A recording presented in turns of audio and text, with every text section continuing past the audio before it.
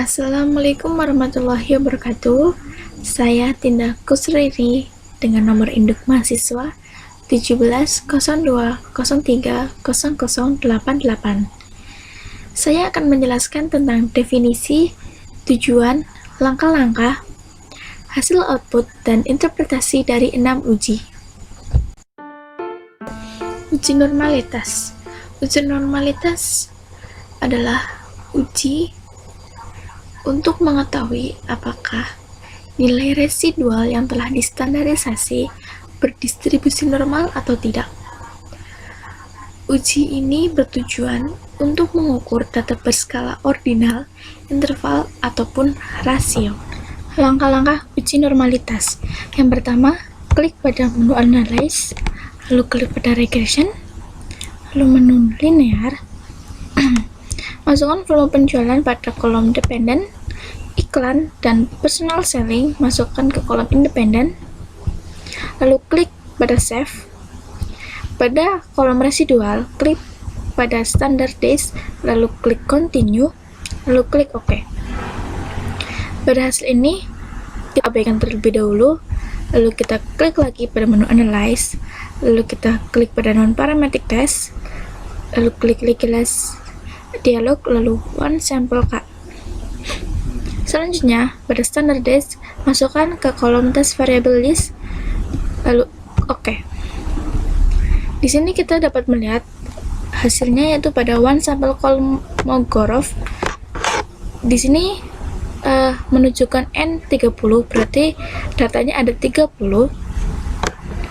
Dan di sini apabila nilai SM lebih dari atau di atas dari 0,05 berarti data normal, dan pada uji ini menunjukkan 0,2 berarti uji ini menunjukkan data berdistribusi normal.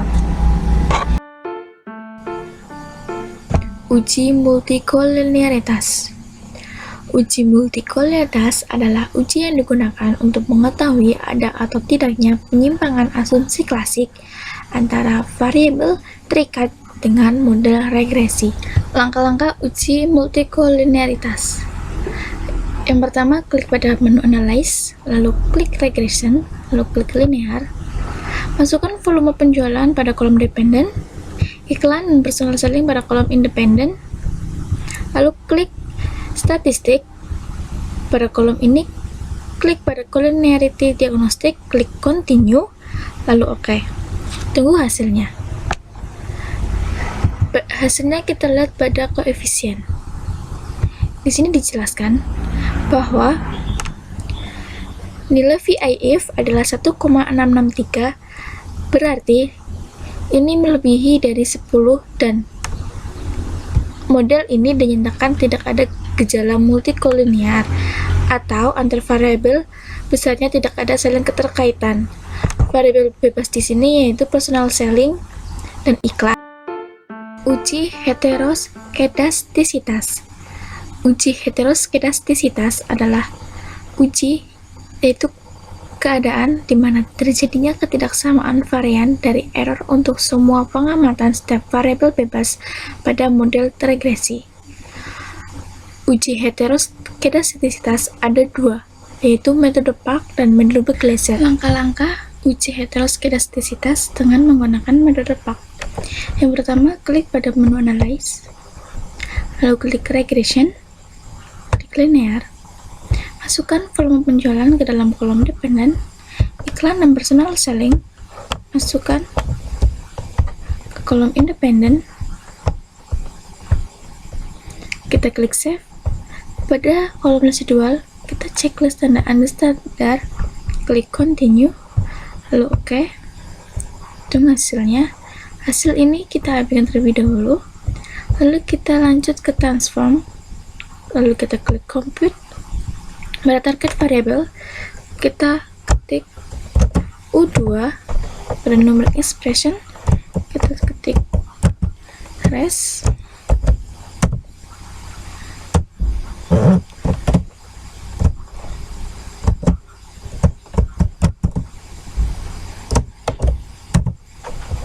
kita klik OK. Setelah ini kita ketik lagi, kita masuk ke transform, kita ke rumput, masukkan data ln iklan,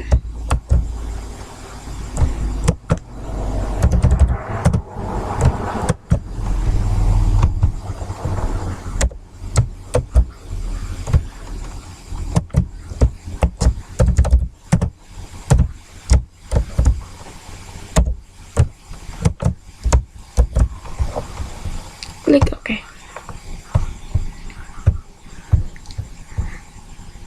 Personal selling juga kita compute juga. Ini kita ganti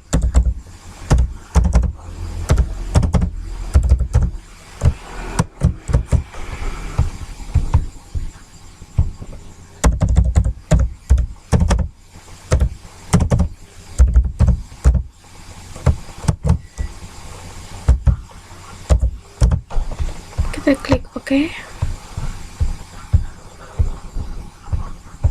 Yang ini juga kita masukkan juga di compute juga.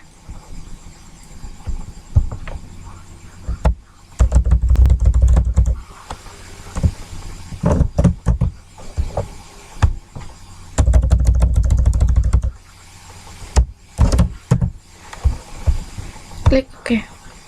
Setelah data bertambah seperti ln iklan, ln perselling, dan ln U2, kita klik menu Analyze, lalu kita ke Regression, lalu kita ke Linear, masukkan ln U2 ke kolom Dependent,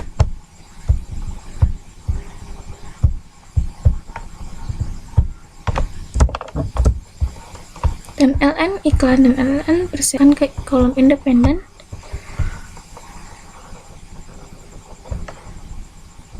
Lalu klik OK. Dari hasil ini kita lihat pada koefisiennya. Koefisien di sini ln iklan hasilnya adalah 0,112.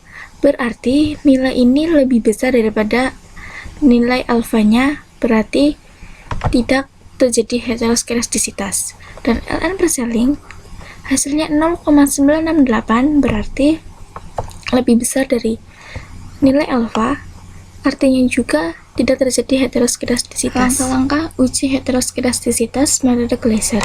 Yang pertama, klik Analyze, lalu klik Regression, klik Linear, masukkan volume penjualan pada kolom Dependent, iklan dan personal selling ke dalam kolom Independent. Selanjutnya klik Save.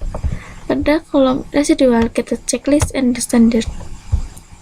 Klik Continue, lalu klik OK.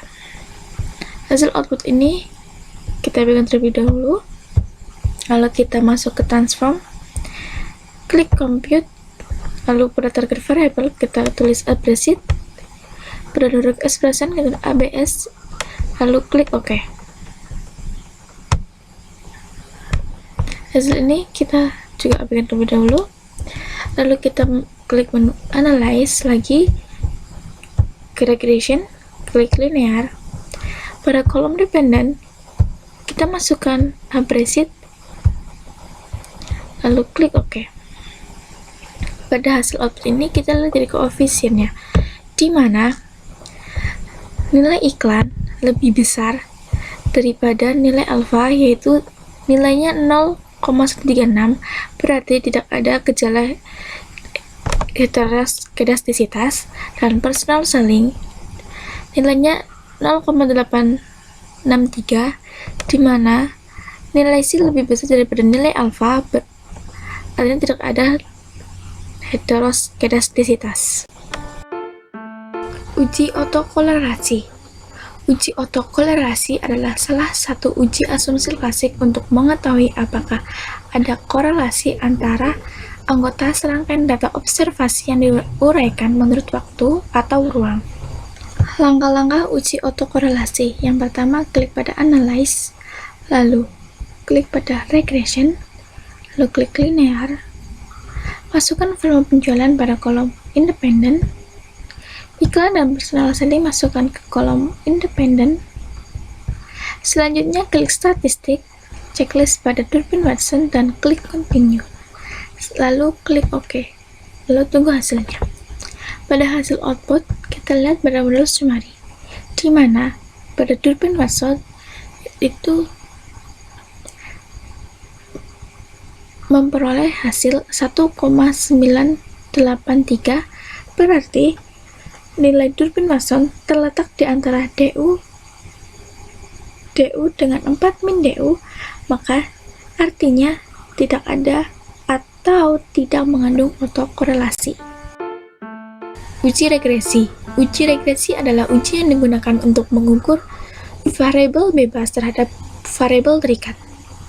Tujuan dari uji regresi adalah untuk mengetahui hubungan satu variabel yang disebut dengan variabel yang diterangkan dengan satu atau dua variabel yang menerangkan.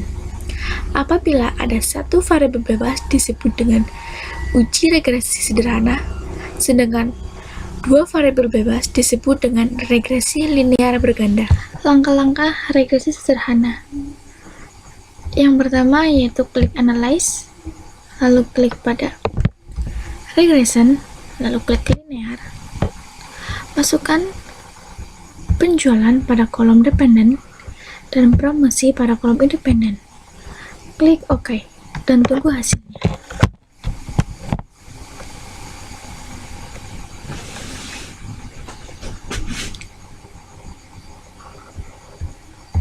Di sini kita mulai dari model summary.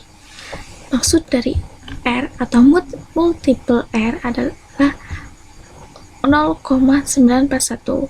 Artinya korelasi antara variabel bebas atau promosi dan variabel terikat, yaitu volume penjualan, adalah 0,941. R square yaitu 0,885, artinya variasi penjualan dapat dijelaskan oleh variasi promosi sebesar 88,5%. Dan pada adjust R square, artinya variasi penjualan dapat dijelaskan oleh variasi promosi sebesar 87,4%. Langkah-langkah regresi berganda. Klik pada Analyze, lalu Regression, lalu klik Linear.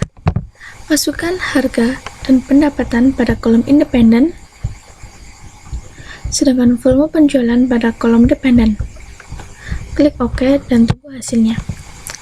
Dari hasil output dapat kita lihat dari model summary, di mana R atau multiple R adalah 0,936. Artinya korelasi antara variabel bebas dan variabel terikat adalah 0,936. R square yaitu 0,875.